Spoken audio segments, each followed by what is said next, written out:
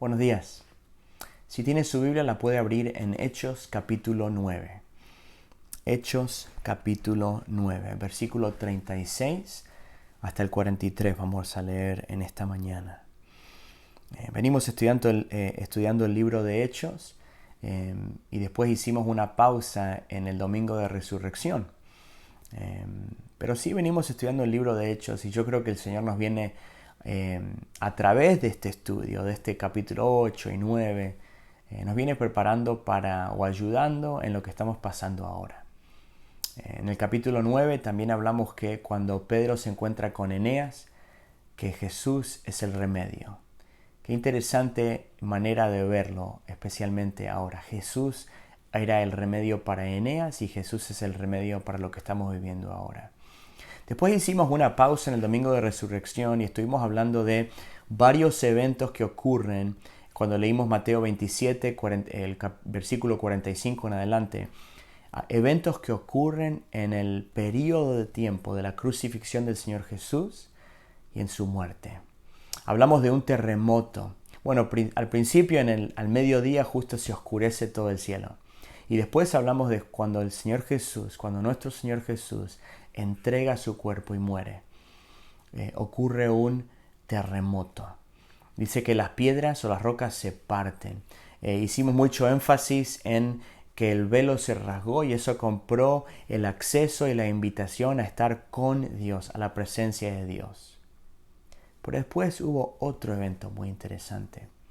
Dice que las tumbas se abrieron y que los muertos o personas que habían muerto, que eran santos, dice, ahora tienen vida nuevamente. Dice, los cuerpos de muchos santos que habían dormido, ahora tienen vida nuevamente. Justo en el momento de la crucifixión, justo en el momento de la muerte del Señor, justo cuando el Señor Jesús entrega su espíritu y muere, estas personas que estaban muertas ahora tienen vida.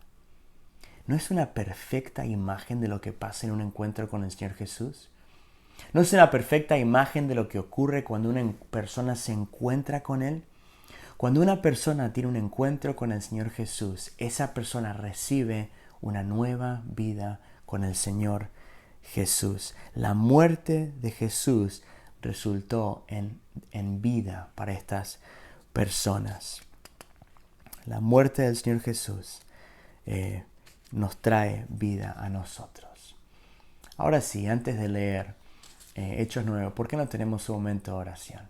Oremos. Te damos gracias, Señor, por esta oportunidad que nos das. Te damos gracias, Señor, por este momento que nos das donde podemos achicar las distancias, como siempre decimos, y estar un poquito más cerca. Aparte de eso, Señor, queremos estar más cerca de ti.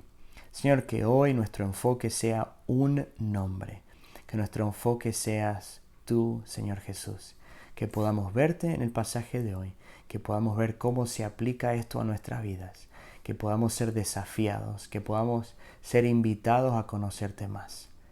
Señor, que esto se trate de ti. Toca mi corazón y el corazón de la persona que va a escuchar este sermón. Lo pido en tu nombre, Señor Jesús. Amén. Amén. Ahora sí, Hechos 9, versículos 36 al 43. Había una creyente en Jope que se llamaba Tabita, que en griego es Dorcas.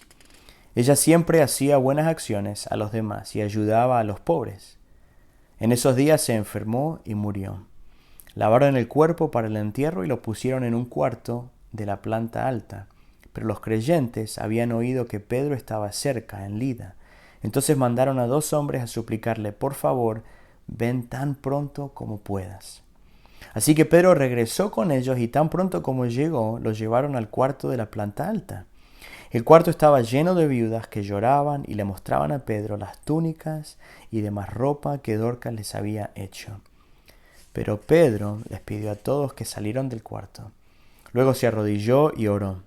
Volviéndose hacia el cuerpo, dijo, Tabita, levántate. Y ella abrió los ojos. Cuando vio a Pedro, se sentó. Él le dio la mano y la ayudó a levantarse. Después llamó a las viudas y a todos los creyentes y la presentó viva.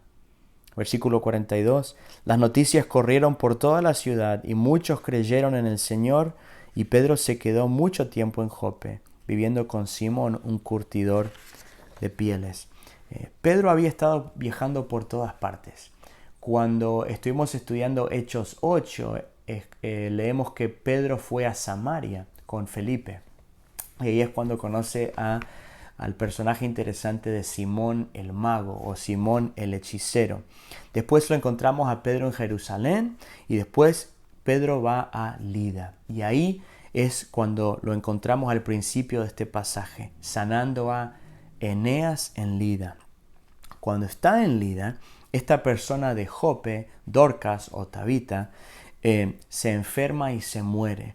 Y es ahí donde los discípulos de Jope mandan a 2 personas que lo vayan a buscar. Se enteran que Pedro está cerca y lo mandan a buscar para que él vaya a Jope. Y Pedro regresa con ellos. Así que imaginémonos a Pedro llegar con ellos. Imaginémonos la imagen, la escena de esta historia. Cuando Pedro llega a esta casa donde se encuentra esta persona muerta. Y entra a la casa y le empiezan a mostrar toda la ropa de que esta persona había hecho, que había hecho y regalado a viudas, dice. Qué interesante detalle. Personas de alta necesidad.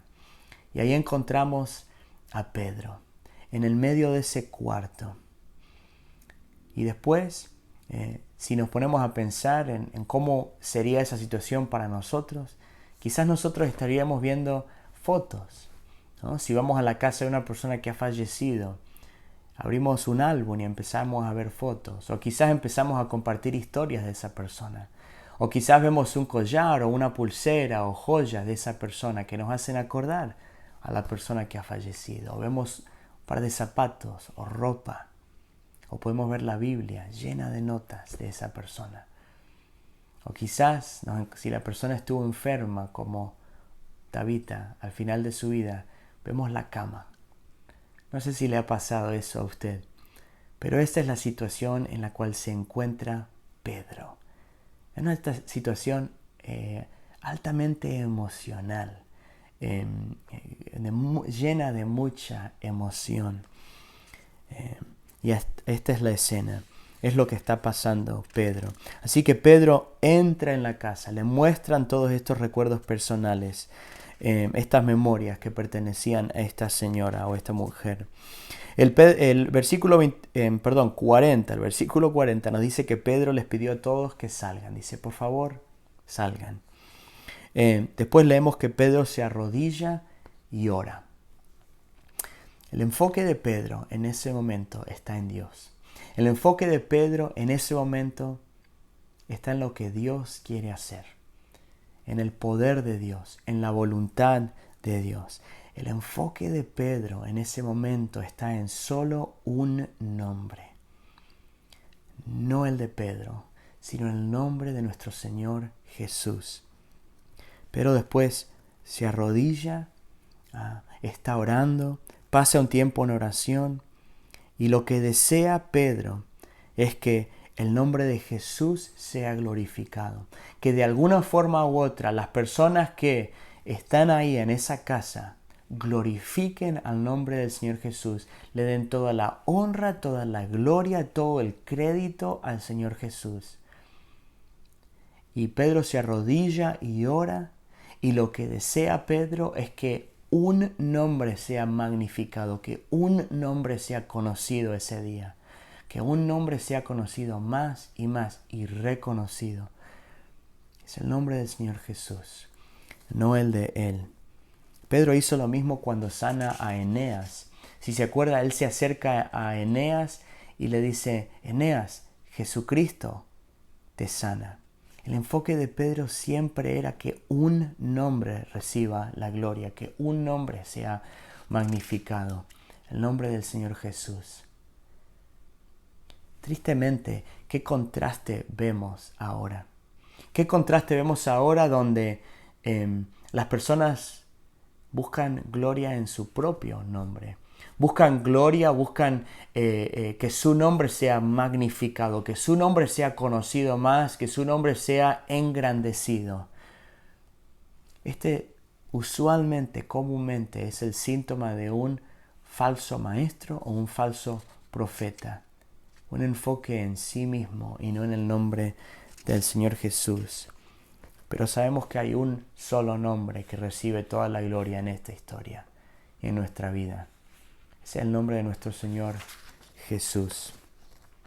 Cuando el apóstol Pedro sirve al Señor, cuando Pedro es usado, cuando Pedro es útil en las manos de Dios, y cuando nosotros somos útiles en las manos de Dios, cuando nosotros cedemos, cuando nos dejamos, cuando permitimos a que Dios nos use y nos llene y nos vacíe de nosotros mismos y de nuestra propia voluntad, cuando nos dejamos ser manejados, cuando somos útiles en sus manos, que sea Dios quien recibe la gloria y la honra, que sea solo un nombre que es glorificado y magnificado, engrandecido, conocido, que sea el nombre de nuestro Señor Jesús. El versículo 38 nos dice que 2 hombres van a buscar a Pedro y que le piden que vaya tan pronto que puedas. El versículo 39 solo nos dice que Pedro fue, que él regresó con estos 2 hombres. Y yo leo la parte de esta historia y me hago muchas preguntas. Y me pregunto, ¿qué habrá pensado Pedro en este momento? ¿Qué habrá pensado Pedro en el camino de regreso a este lugar? ¿Qué habrá pensado? ¿Cuál habrán sido las intenciones o las expectativas de estos 2 hombres? ¿Qué esperaban de Pedro? ¿Qué esperaban que haga Pedro cuando llegue? ¿Y qué pensamientos estaban pasando por la mente de Pedro en estos momentos, en este camino? ¿Sabía Pedro que Dorcas iba a resucitar? Sabemos que Pedro ya había predicado el sermón grande de Hechos 2. Sabíamos que ya había sanado al paralítico el capítulo 3. Sabíamos en el capítulo 5, bien interesante, sabíamos que en el capítulo 5 la gente ponía a los enfermos, a la gente atormentada por espíritus malignos, los ponía en la calle, y cuando Pedro pasaba, la sombra de Pedro sanaba a las personas, o mejor dicho, las personas eran sanadas por el poder de Dios cuando la sombra de Pedro los tocaba. Pero un muerto, esto es algo diferente. ¿Un muerto? Paralíticos, enfermos, pero un muerto. Lo que vemos hacer a Pedro es ir. Él va. Él comienza este largo viaje con un paso. Él va. Después, en segundo lugar, lo que vemos que lo hacen pasar al cuarto de la planta alta. Hasta ahora no sabemos lo que va a pasar. Ahora Pedro sube y ahora en tercer lugar, pide a que todas las personas se salgan de ese cuarto. Y después nos encontramos a Pedro que se arrodilla y ora a Dios pidiéndole su voluntad y su poder. ¿Qué estaba pensando Pedro ahora? Está solo con el cuerpo de esta persona. ¿Qué estaba pensando? ¿En qué estaba pensando? ¿En quién estaba pensando? ¿De qué se habrá acordado? Sabemos que Pedro estaba presente en las 3 veces que Jesús resucitó a alguien. En Mateo capítulo 9, versículo 18 al 25, y lo voy a leer algunos versículos de esta historia. En Mateo 9, versículo 18, dice: mientras Jesús decía estas cosas, el líder de una sinagoga se le acercó y se arrodilló delante de él. Mi hija acaba de morir, le dijo, pero tú puedes traerla nuevamente a la vida solo con venir y poner tu mano sobre ella. Versículo 23. Cuando Jesús llegó a la casa del oficial, vio a una ruidosa multitud y escuchó la música del funeral. Salgan de aquí, les dijo. La niña no está muerta, solo duerme. Pero la gente se rió de él. Sin embargo, una vez que hicieron salir a todos, Jesús entró y tomó la mano de la niña, y ella se puso de pie. La noticia de este milagro corrió por toda la región. Cuando Lucas escribe esta historia, él nos cuenta que el hombre se llamaba Jairo. Él nos cuenta que la niña era una niña de 12 años. Y Lucas también nos cuenta que era la única hija de este hombre. Lucas también agrega que ahí estaban los discípulos, que estaba Pedro, que estaba Jacobo y que estaba Juan en el cuarto con Jesús cuando él sanó o cuando él resucitó a esta niña. En Lucas 7 tenemos otra historia donde Jesús resucita a otra persona. Voy a estar leyendo de Lucas 7, versículos 11 al 15. Esta es la otra ocasión en que encontramos al Señor Jesús resucitando a alguien y ahí está Pedro también. Versículo 11 dice, poco después Jesús fue con sus discípulos, ahí está Pedro, a la aldea de Naín, y una multitud numerosa lo siguió. Cuando Jesús llegó a la entrada de la aldea, salía una procesión fúnebre. El joven que había muerto era el único hijo de una viuda, y una gran multitud de la aldea la acompañaba. Cuando el Señor la vio, su corazón rebosó de compasión. No llores, le dijo. Luego se acercó al ataúd y lo tocó, y los que cargaban el ataúd se detuvieron. Joven, dijo Jesús, te digo, levántate. Entonces el joven muerto se incorporó y comenzó a hablar, y Jesús lo regresó a su madre. Me encanta el versículo 13 y 14. Versículo 13 dice que cuando el Señor la vio, su corazón rebosó de compasión. El versículo 14 dice que Jesús habla directamente al joven, a la persona muerta. Habla directamente y después dice que lo regresa a su madre. La tercera ocasión que encontramos donde Jesús resucita a una persona, la estudiamos juntos cuando estudiamos Juan 11. Así que si quiere puede abrir su Biblia en Juan 11, cuando resucita a Lázaro. No voy a leer toda la historia porque son como 44 versículos, pero empecemos en el versículo 32, ¿ok? Y ya sabemos que Lázaro ya ha fallecido. Juan 11, versículo 32. Cuando María llegó y vio a Jesús, cayó a sus pies y dijo, Señor, si tan solo hubieras estado aquí, mi hermano no habría muerto. Cuando Jesús la vio llorando y vio a la gente lamentándose con ella, se estremeció en espíritu y se conmovió profundamente. Versículo 34.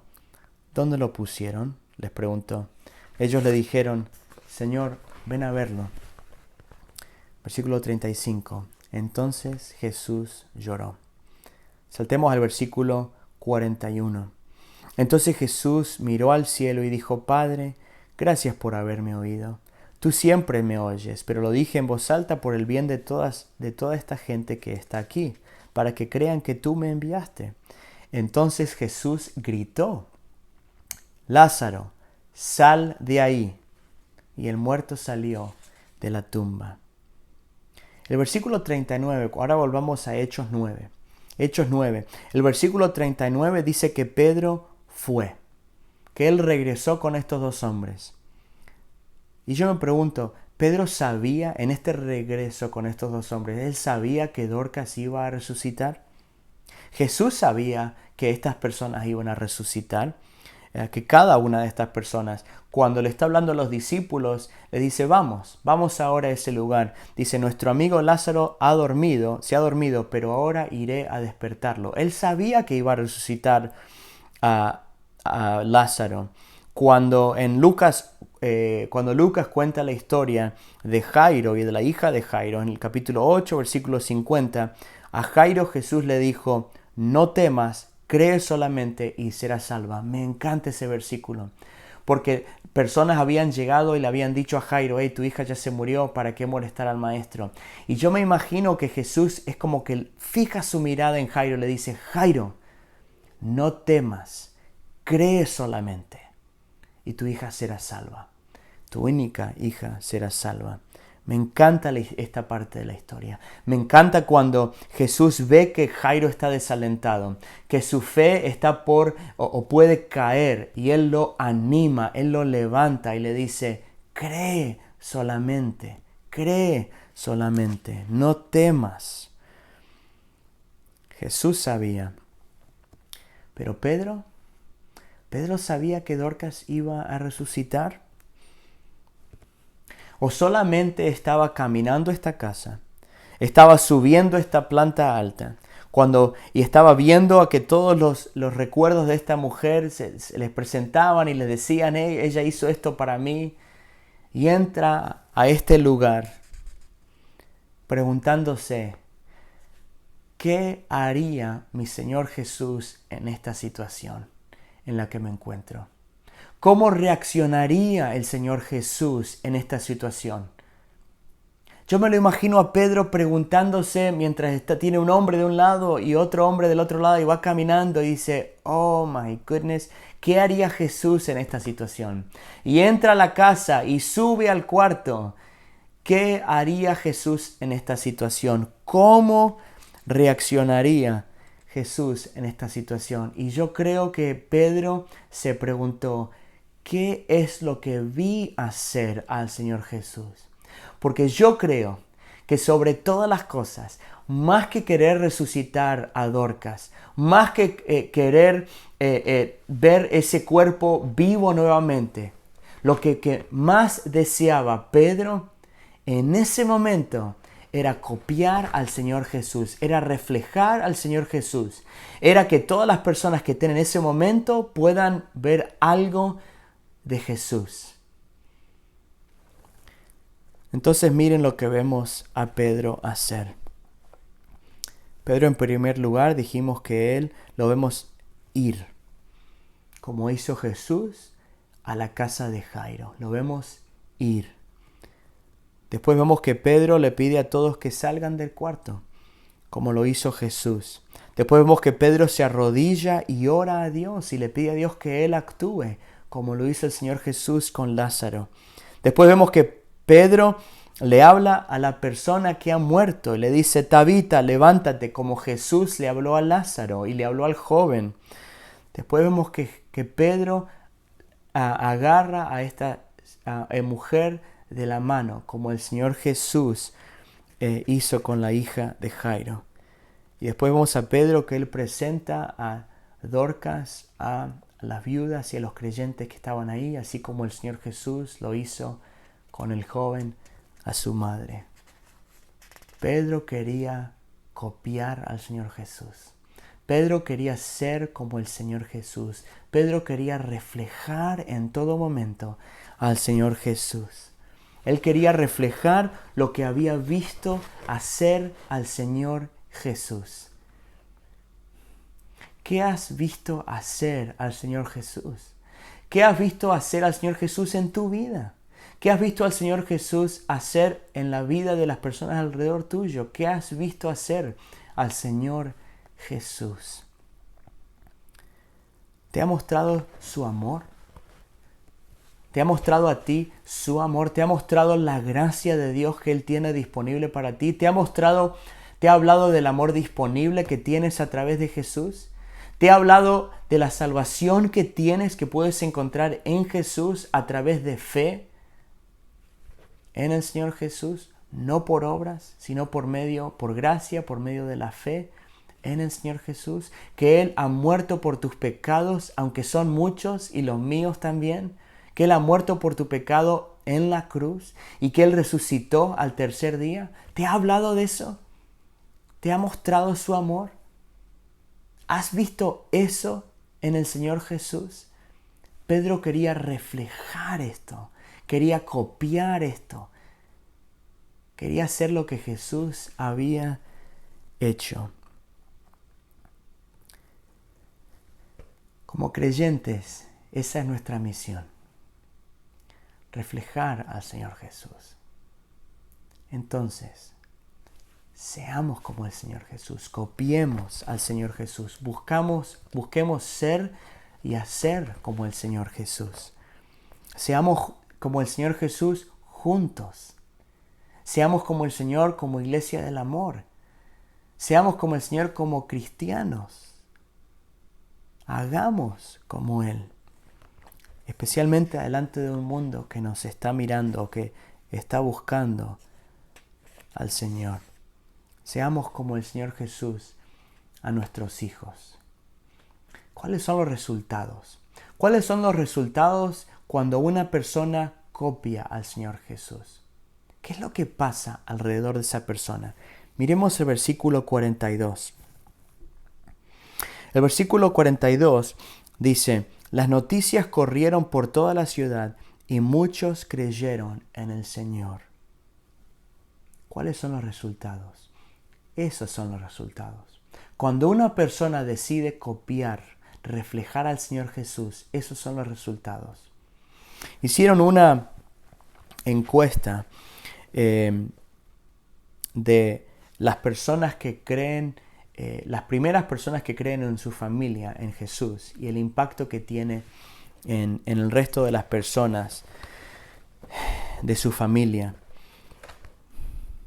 En una encuesta se encontró que si un niño es la primera persona en depositar su fe en Jesús, hay una probabilidad de 3,5% que el resto de las personas en esa familia van a creer en el Señor Jesús.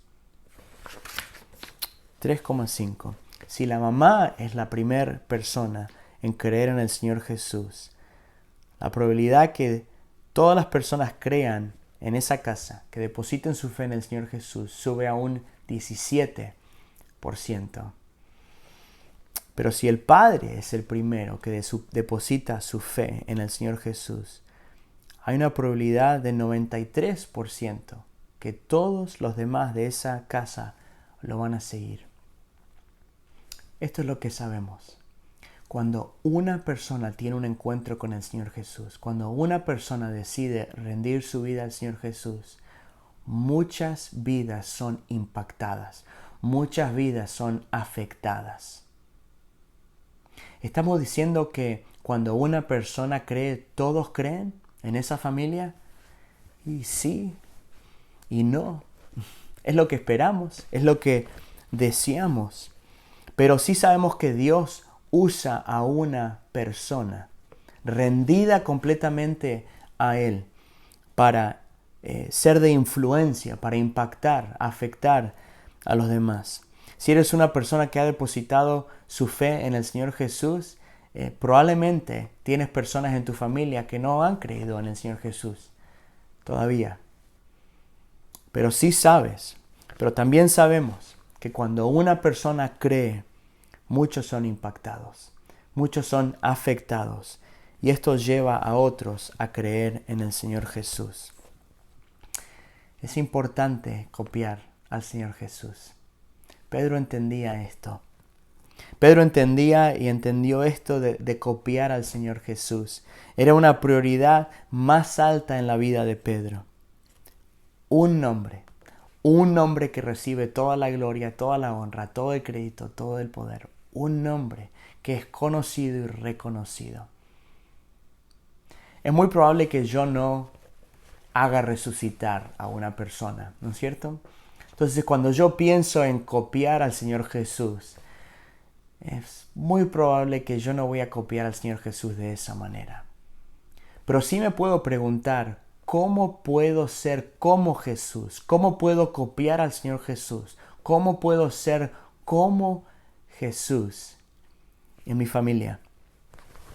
En una persona que está en una necesidad particular, que necesita algo, que necesita alguien. ¿Cómo puedo ser como el Señor Jesús a personas que están solas? ¿Cómo puedo ser como el Señor Jesús a personas que están desanimadas o que se sienten solas o que necesitan a alguien con quien hablar? ¿Cómo puedo ser el Señor Jesús a mi esposa? ¿Cómo puedo ser como el Señor Jesús a mis hijos? Y podemos leer Efesios 5, podemos leer Filipenses 2. ¿Cómo puedo ser como el Señor Jesús en mis acciones, en mis palabras, en mis pensamientos, en mi actitud? ¿Cómo puedo ser como el Señor Jesús ahora, en mi situación? Un nombre que recibe toda la gloria. Una persona a quien copiar. El versículo 42 dice que muchos escucharon de Jesús y creyeron en Él. Muchos depositaron su fe en el Señor Jesús. Mucha gente decidió creer y seguir, rendir su vida al Señor Jesús después de lo que vieron y después que lo que escucharon. Y quizás esto o eso te describe a ti también, que hoy día has decidido depositar tu fe en el Señor Jesús después de haber escuchado esto, después de haber visto que el Señor te está buscando una y otra vez. Quizás hoy has decidido tomar esa decisión de creer en el Señor Jesús, depositar tu fe en Él y rendir tu vida a Él. Y le has dicho al Señor Jesús: Señor, he escuchado lo suficiente, ahora te voy a seguir para siempre. Nos gustaría escuchar de ti. Nos gustaría que te pongas en contacto con nosotros y podamos charlar contigo de esa decisión. Es la mejor decisión que puedes tomar, es la decisión más importante que puedes tomar. La Biblia dice que si crees en el Señor Jesús, si crees que eres un pecador y que Jesús murió en la cruz por tu pecado y que Él resucitó de los muertos, y la palabra dice que si tú rindes tu vida a Él y entregas tu vida a Él, puedes ser un hijo de Dios, que Él te da una vida nueva, así como lo hizo con Dorcas. Espero que hoy sea el día que tú entregas tu vida a Él y espero que te pongas en contacto con nosotros. Que Dios te bendiga. Vamos a estar orando por ti.